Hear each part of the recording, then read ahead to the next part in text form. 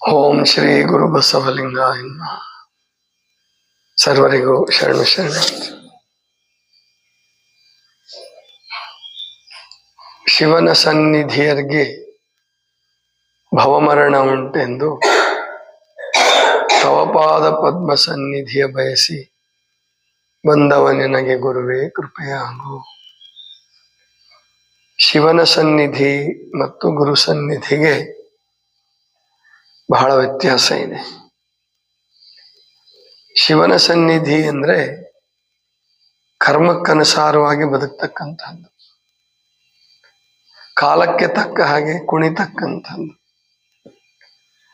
ಗುರುವಿನ ಸನ್ನಿಧಿ ಅಂದ್ರೆ ಧರ್ಮಕ್ಕೆ ತಕ್ಕ ಹಾಗೆ ಬದುಕ್ತಕ್ಕಂಥದ್ದು, ಪ್ರವಾಹದ ವಿರುದ್ಧ ಈಜುವಂಥದ್ದು. ಶಿವನ ಸನ್ನಿಧಿ ಅಂದ್ರೆ ಹುಟ್ಟಿನಿಂದ ಪಡ್ಕೊಂಡು ಬಂದಂತಹ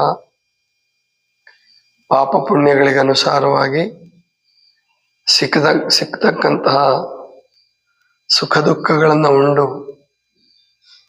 ಮತ್ತು ಕಾಲ ಏನು ಹೇಳುತ್ತೋ ಹಾಗೆ, ಸಿನಿಮಾ ಅಂದ್ರೆ ಸಿನಿಮಾ, ಇಂಡಸ್ಟ್ರಿ ಅಂದ್ರೆ ಇಂಡಸ್ಟ್ರಿ, ಒಟ್ಟು ಹೇಗಾದರೂ ದುಡ್ಡು ಗಳಿಸಿ ಕೀರ್ತಿ ಗಳಿಸಿ ಕಡೆಗೆ ಸತ್ತು ಹೋಗ್ತಕ್ಕಂಥದ್ದು.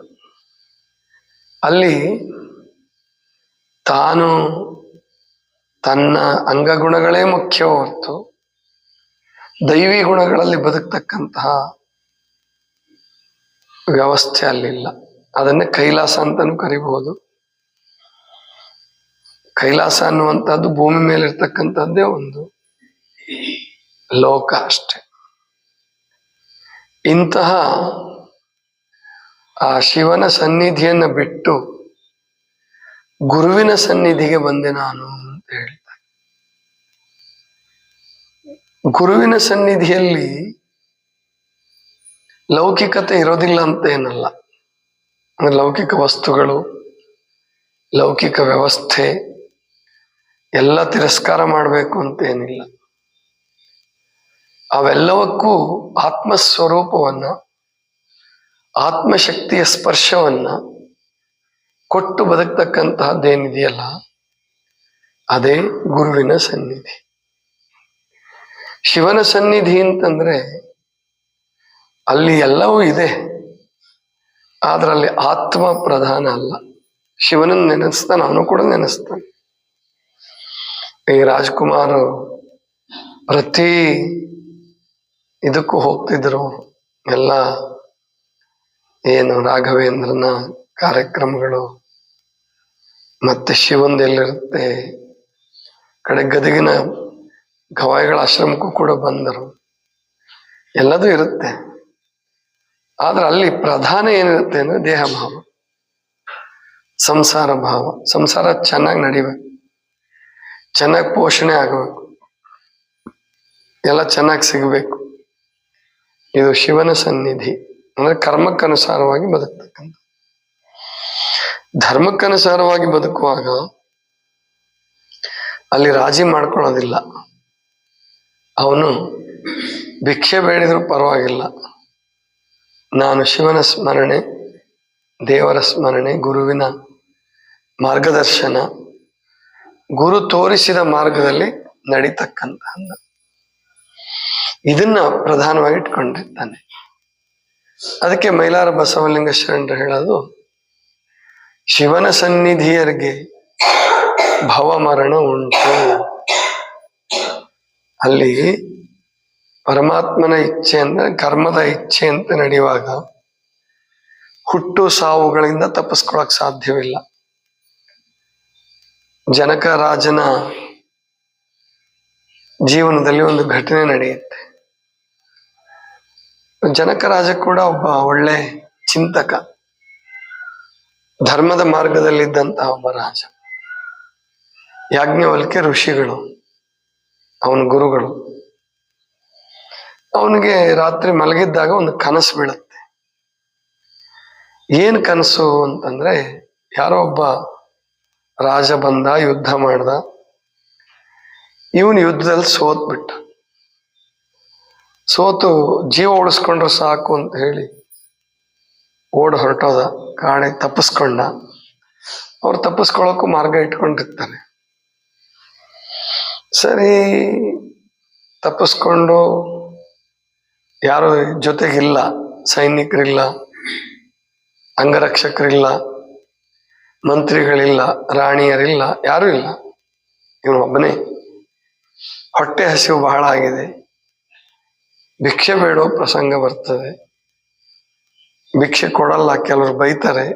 ಇವನು ಅಳಕ್ ಶುರು ಮಾಡ, ಹಸಿವಿನಿಂದ ಅಳ್ತಾನೆ. ಹತ್ತು ಕಣ್ಣೀರು ಬಂದು ದಿಂಬೆಲ್ಲ ತೊಯ್ದಿರುತ್ತೆ. ಎಚ್ಚರ ಆಗುತ್ತೆ. ಎಚ್ಚರ ಆದ್ರೆ ಅಲ್ಲೇನು ಹೊಟ್ಟೆಯಲ್ಲಿ ಹಸಿವಿಲ್ಲ, ಯಾಕೆ ರಾತ್ರಿ ಉಂಡ ಮಲಗಿದ ನಾನು.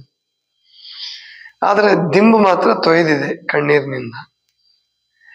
ಏನಿದು ವಿಚಿತ್ರ? ಹಾಗಾದ್ರೆ ಇದು ಸತ್ಯವೋ ಅದು ಸತ್ಯವೋ ಅಂತ ಅವನಿಗೆ ಡೌಟ್ ಶುರುವಾಗ್ತಾನೆ.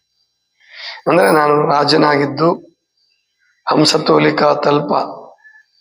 ಹಂಸತೋಲಿಕಾ ತಲ್ಪ ಅಂದ್ರೆ ಅತ್ಯಂತ ಮೃದುವಾದ ಹಾಸಿಗೆ, ಜೊತೆಗೆ ತೂಗು ಮಂಚ. ಆ ತೂಗು ಮಂಚ ಅಂದ್ರೆ ಹೆಂಗೆ ಅಂದ್ರೆ ಅವ್ರು ನಿದ್ದೆ ಬರೋ ತನಕ ಆಗ ತೂಗ್ತಿದ್ರು. ಮಕ್ಳಿಗೆ ಹೆಂಗ್ ತೊಟ್ಲು ತೂಗ್ತಿರಲ್ಲ ಹಂಗ ಅದು ದಾರ ಹಗ್ಗ ಏನೋ ಕಟ್ಟಿ ತೂಗೋ ವ್ಯವಸ್ಥೆ ಇರ್ತಿತ್ತು ರಾಜರುಗಳಿಗೆ. ಯಾಕಂದ್ರೆ ಅವ್ರಿಗೆ ನಿದ್ದೆ ಅಷ್ಟು ಸುಲಭವಾಗಿ ಬರಲ್ಲ, ಅದಕ್ಕೋಸ್ಕರ. ಸರಿ, ಎಲ್ಲದೂ ಇದೆ. ಆದ್ರೆ ಕನಸಿನಲ್ಲೆಲ್ಲ ಹೊರಟೋಗಿತ್ತಲ್ಲ.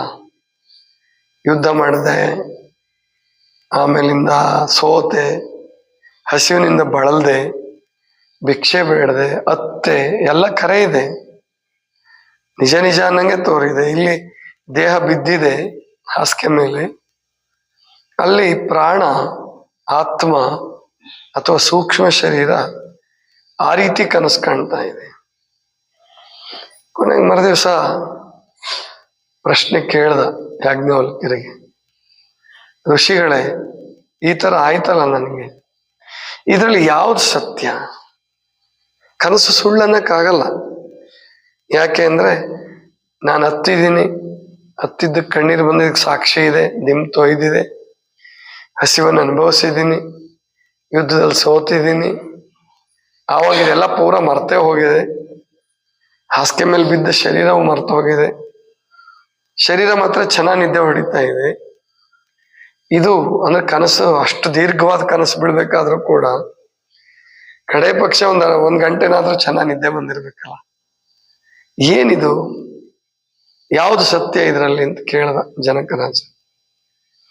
ಆಗ ಅವ್ರು ಹೇಳಿದ್ರು, ಯಾಜ್ಞವಲ್ಕ್ಯ ಋಷಿಗಳು ಹೇಳ್ತಾರೆ, ಎರಡೂ ಸತ್ಯ ಅಲ್ಲ. ಇದು ಸತ್ಯ ಅಲ್ಲ, ಅದು ಸತ್ಯ ಅಲ್ಲ. ಇದ್ರ ಹಿಂದೆ ಇರ್ತಕ್ಕಂಥ ಅರಿವೇನಿದೆಯಲ್ಲ, ಅದು ಮಾತ್ರ ಸತ್ಯ. ಜಾಗ್ರದಲ್ಲಿರ್ತಕ್ಕಂಥ ಅರಿವು, ಸ್ವಪ್ನದಲ್ಲಿರ್ತಕ್ಕಂತಹ ಅರಿವು, ಅದಕ್ಕಿಂತ ಇನ್ನೂ ಗಾಢವಾದ ನಿದ್ರೆ ಬಂದು ಎಲ್ಲಿ ಮಲಗಿದೀನ ಅಂತಾನೆ ಗೊತ್ತಾಗಲ್ಲ. ಸುಷುಪ್ತ ಅವಸ್ಥೆ ಅಂತ ಕರೀತಾರೆ. ಅವಾಗ ಏನು ಗೊತ್ತಾಗಲ್ಲ. ಆ ಗೊತ್ತಾಗಲ್ಲ ಅನ್ನೋದು ಗೊತ್ತಾಗತ್ತಲ್ಲ. ಅರ್ಥ ಆಯ್ತಲ್ಲ? ನಾನು ಎಲ್ಲಿ ಮಲಗಿದೇನೋ ಅನ್ನೋದೇ ಮರ್ತೋಗ್ಬಿಟ್ಟಿತ್ತು ಅಂತ ಅರಿಯುತ್ತಲ್ಲ, ಅದೇ ಆತ್ಮ. ಅದು ಮಾತ್ರ ಸತ್ಯ. ಇವೆಲ್ಲವೂ ಬದಲಾವಣೆ ಆಗ್ತಕ್ಕಂತಹವು ಅಂತ ಹೇಳ್ತಾರೆ. ಅಂದ್ರೆ ಇದನ್ನ ಏನಕ್ಕೆ ಹೇಳಿದೆ ಈ ಘಟನೆನ ಅಂದ್ರೆ, ಕನಸು ಸಂಪೂರ್ಣವಾಗಿ ತಳ್ಳಿ ಹಾಕುವಂತಹದ್ದಲ್ಲ. ಹಿಂದಿನ ಜನ್ಮದಲ್ಲಿ ರಾಜ ಭಿಕ್ಷುಕನಾಗಿರಬಹುದು, ಅಥವಾ ಮುಂದಿನ ಜನ್ಮಕ್ಕೆ ಭಿಕ್ಷುಕನಾಗಬಹುದು. ಎಷ್ಟೋ ಜನ ರಾಜರುಗಳು ಭಿಕ್ಷುಕರಾಗಬಹುದು, ಎಷ್ಟೋ ಜನ ರಾಜಕಾರಣಿಗಳು ಮೆಂಟಲಿ ರಿಟಾರ್ಡೆಡ್ಸ್ ಆಗ್ಬಹುದು. ಮುಂದಿನ ಜನ್ಮಕ್ಕೆ ಬುದ್ಧಿಮಾಂದ್ಯರಾಗಿ ಹುಟ್ಟಬಹುದು. ಮಾಡಬಾರದ್ದೆಲ್ಲ ಮಾಡಿ, ಭ್ರಷ್ಟಾಚಾರ ಮಾಡಿ, ಅನ್ಯಾಯ ಮಾಡಿ ಅವರು ಮುಂದಿನ ಜನ್ಮಕ್ಕೆ ಏನೂ ಇಲ್ಲದೆ ಅಂತಹ ಜನ್ಮ ಕೂಡ ಬರಬಹುದು. ಅಂದ್ರೆ ಈ ಜನ್ಮ ಜನ್ಮಗಳ ಬಂಧನದಲ್ಲಿ ಸಿಕ್ಕು ಜನ್ಮದಿಂದ ಜನ್ಮಕ್ಕೆ ಸಂಸ್ಕಾರ ಪಡ್ಕೊಂಡು ಮುಂದೆ ಹೋಗ್ತಾ ಇರ್ತಂತ ಆತ್ಮ ಮಾತ್ರ ಸತ್ಯ.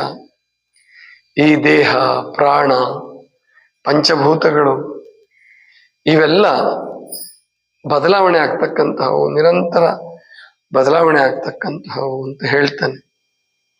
ಅಂದ್ರೆ ಶಿವನ ಸನ್ನಿಧಿಯಲ್ಲಿ ನೀವು ಒಂದು ಜನ್ಮದಲ್ಲಿ ರಾಜ ಆಗಬಹುದು, ಇನ್ನೊಂದು ಜನ್ಮದಲ್ಲಿ ಭಿಕ್ಷುಕರಾಗಬಹುದು, ಒಂದು ಜನ್ಮದಲ್ಲಿ ಅತ್ಯಂತ ಬುದ್ಧಿವಂತ ಆಗಬಹುದು, ಅಲ್ಲಿ ಮಾಡಬಾರದ್ ಮಾಡಿ ಅನ್ಯಾಯ ಮಾಡಿದ್ರೆ ದಡ್ಡ, ಅತಿ ದಡ್ಡ ಆಗಿ ಒದೆ ತಿನ್ಬಹುದು.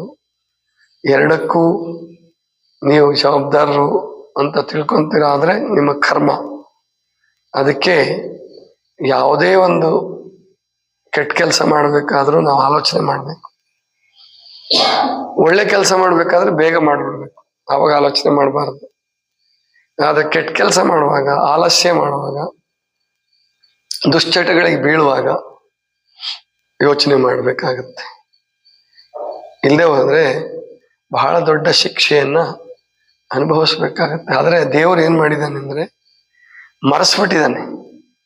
ಒಬ್ಬ ಬುದ್ಧಿಮಾಂದ್ಯ ಅವನು ತಿನ್ನಬಾರದೆಲ್ಲ ತಿಂತಿರ್ತಾನೆ, ಕೈಗೆ ಸಿಕ್ಕಿದ್ದೆಲ್ಲ ತಿಂತಿರ್ತಾನೆ, ದೊಡ್ಡವನಾದ್ರೂ ಕೂಡ.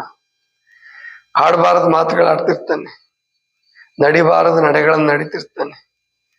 ಕಾರಣ ಅವನಿಗೆ ಬುದ್ಧಿ ಅನ್ನೋದೇ ಹೊರಟೋಗ್ಬಿಟ್ಟಿದೆ.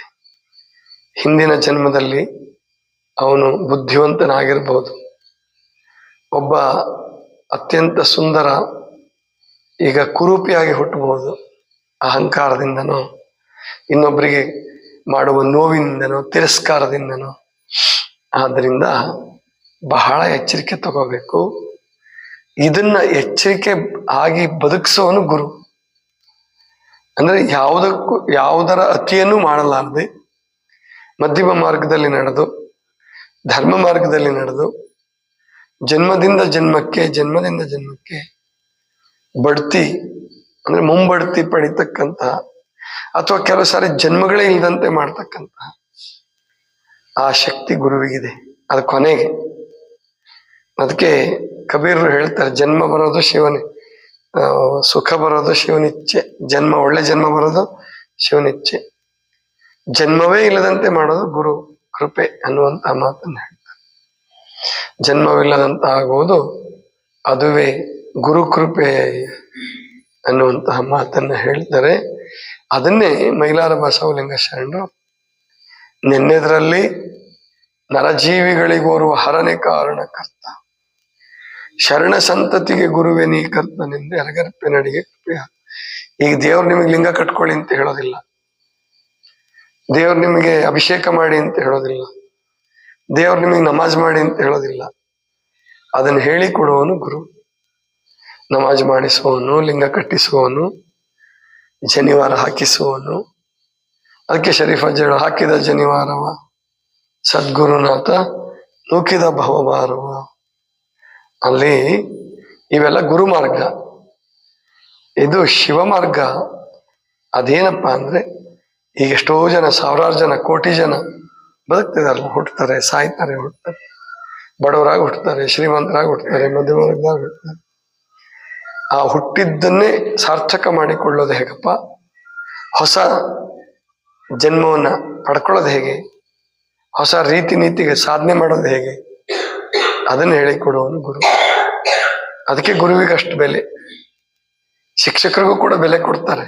ಅಂದ್ರೆ ಅವರು ಒಳ್ಳೆಯ ವಿದ್ಯೆ ಕಲಿಸಿ ಅನ್ನದ ಮಾರ್ಗವನ್ನ, ಸುಖದ ಮಾರ್ಗವನ್ನ, ಸಮೃದ್ಧಿಯ ಮಾರ್ಗವನ್ನ ಕಲಿಸಿರ್ತಾರೆ. ಆದ್ರೆ ಗುರು ಇವೆಲ್ಲದರ ನಡುವೆ ಹೇಗ್ ಬದುಕಬೇಕು, ಏನ್ ಬರ್ಲಿ ಏನ್ ಬಿಡ್ಲಿ, ಅವುಗಳ ನಡುವೆ ಹೇಗ್ ಬದುಕಬೇಕು ಅಂತಕ್ಕಂಥದ್ದನ್ನ ಕಲಿಸ್ತಾನಲ್ಲ ಗುರು. ಅದಕ್ಕೆ ಗುರುವಿನ ಸನ್ನಿಧಿಗೆ ಬಂದೆ ನಾನು. ಶಿವನ ಸನ್ನಿಧಿಯಿಂದ ಅಲ್ಲಿ ಭವಮರಣ ಇದೆ, ದುಃಖ ಇದೆ, ನೋವಿದೆ. ನಾನು ಗುರುವಿನ ಸನ್ನಿಧಿಗೆ ಬಂದೆ. ಅದಕ್ಕೆ ಗುರು ಬೇಕು. ಈ ಕಾರಣದಿಂದ ಅಷ್ಟಾವರಣದಲ್ಲಿ ಮೊದಲನೇ ತತ್ವವನ್ನೇ ಗುರು ತತ್ವವನ್ನಾಗಿ ಮಾಡಿದ್ದಾರೆ. ಸರ್ವರಿಗೂ ಶರಣು ಶರಣ.